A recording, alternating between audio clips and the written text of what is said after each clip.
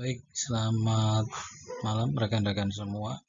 Hari ini kita ingin mempresentasikan terkait tugas dari dosen untuk mata kuliah Sistem Informasi Manajemen. Kemudian tugas dari dosen adalah membuat sistem informasi keuangan sederhana berbasis Python ya. Untuk kelompok kita hari ini adalah saya sendiri Panggi Utomo, kemudian rekan saya Gilang Pramudya Al-Haq.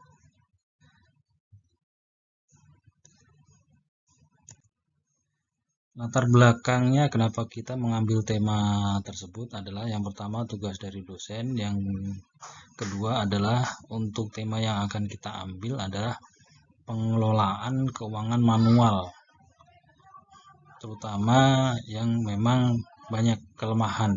Salah satunya adalah sistem penerimaan gaji atau pengeluaran setiap bulanan bagi satu orang atau beberapa orang yang memang bekerja di perusahaan, di salah satu perusahaan di area Cikarang, Bekasi. Biasanya kita atau mereka itu ada rentan kesalahan pencatatan sehingga terjadi sulit memonitoring data yang masuk berapa, yang keluar berapa. Kemudian memang dari hal tersebut dibutuhkan sebuah sistem digital yang memang bisa mengontrol seberapa pengeluaran, berapa pemasukan, saldo yang tersisa berapa, sehingga terlihat secara visual itu akan mudah dikontrol. Rumusan masalahnya sendiri adalah bagaimana membuat sistem pencatatan digital tersebut bisa dibuat supaya lebih menarik, lebih mudah dipahami bagi siapa saja yang menggunakannya. Kemudian supaya setiap orang itu mudah memahami, mudah membaca laporan, yaitu salah satunya dengan cara dibuatkan tabel ataupun grafik. Kemudian bagaimana kita bisa menjaga keakuratan data tersebut. Kenapa kita harus membuatnya seperti itu? Karena memang tujuannya adalah tugas ini adalah membuat aplikasi berbasis Python dengan tujuan apa? Mempermudah pencatatan, kemudian penyediaan grafik sehingga untuk mengurangi kesalahan. Teknologi yang kita ambil yang pertama pasti menggunakan Python, kemudian ada Flash, SQLite, dan Matplotlib. Fitur yang mau kita pakai adalah satu, input pemasukan dan pengeluaran.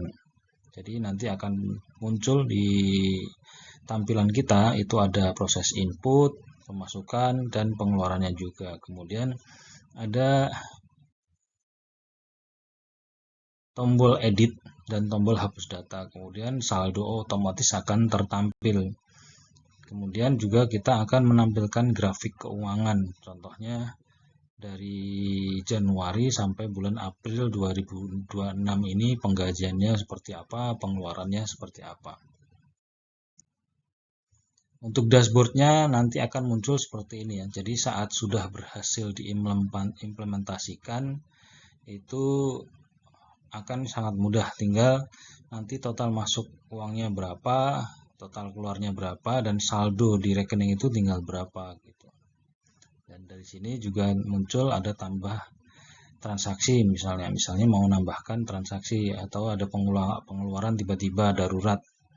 Kemudian bisa diklik laporan juga, itu akan muncul data tabel seperti yang dijelaskan di bawah ini. Jadi apabila mau menambah transaksi itu tanggalnya berapa, jenisnya masuk atau keluar, jumlahnya berapa, kategorinya apa, keterangannya apa, dan bisa kita klik simpan di sini nantinya. Nah, ini adalah contoh tabelnya. Jadi dari sini akan muncul apa saja yang sudah kita input, apa saja ada yang sudah kita masukkan selama ini, terutama untuk pemasukan uang yang masuk, penggajian bulanan, pengeluaran setiap bulan dari Januari sampai April 2026. Jadi ini merupakan tampilan yang sederhana dan menurut saya pribadi itu memang sudah mudah dipahami untuk laporan bentuknya seperti ini. Nah, kemudian secara grafik itu akan juga terlihat bisa kontrol nih dari Januari sampai April itu seperti apa. Contoh saat Januari itu ada bonus tahunan sehingga memang ada bisa dikatakan sangat tinggi nih pendapatan yang diterima. Kemudian masuk ke Februari jatuh karena memang tidak ada pemasukan selain gaji. Jadi yang diterima Januari tinggi karena tambah bonus, Februari itu stabil, Maret, April stabil. Jadi memang di sini kita lihat Maret sampai April itu secara gaji itu tidak ada yang memang naik signifikan. Nah, di sini kita lihat Januari memang penerimaannya tinggi, pengeluarannya kecil. Nah, ini bulan terbaik di antara Januari sampai April sebenarnya. Nah, kalau melihat grafiknya, yang oranye ini adalah warna yang untuk pengeluaran. Jadi di bulan Maret ini ada pengeluaran tinggi nih. Bisa kita pantau nih, bisa kita lihat pengeluaran di bulan Maret itu nanti apa gitu, dan bulan depannya supaya bisa kita hindari bagaimana sebaiknya untuk dilakukan improvement supaya tidak ada pengeluaran yang tiba-tiba tinggi seperti ini. Menurut saya pribadi, tampilan ini sudah sangat membantu, sangat bisa untuk bahan analisa supaya bisa dilakukan improvement untuk kedepannya lagi.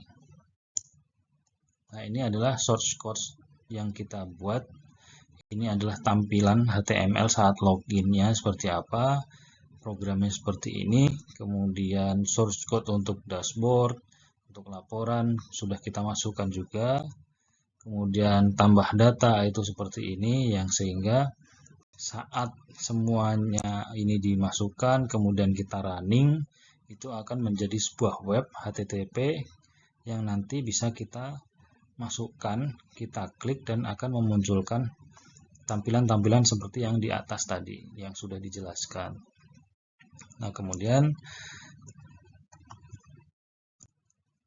kesimpulan dari sistem ini adalah memang sebenarnya sistem ini secara tampilan itu sudah mudah menurut saya pribadi dan sudah menjawab apa yang menjadi tugas dari Pak dosen, sehingga menurut saya kondisi ini bisa dipakai siapa saja, mudah dimengerti, akan tetapi memang ada beberapa kelemahan yang harus kita tingkatkan, terutama misalnya dari data tersebut itu misalnya bisa di Excel output ya, jadi misalnya bisa kita klik, bisa kita print out nantinya, sehingga bisa mempermudah kita sebagai kontrolnya. Kemudian ada ide di mana memang di saat ada tiba-tiba pengeluaran yang cukup signifikan, di situ nanti akan contohnya ada warning misalnya, oh ini saldonya tinggal segini,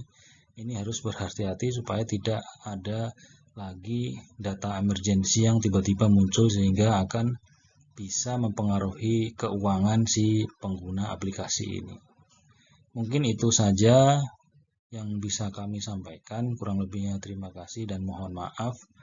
Mudah-mudahan ini jadi bahan perbaikan buat kita supaya kedepannya lebih baik lagi. Terima kasih dari saya. Assalamualaikum warahmatullahi wabarakatuh.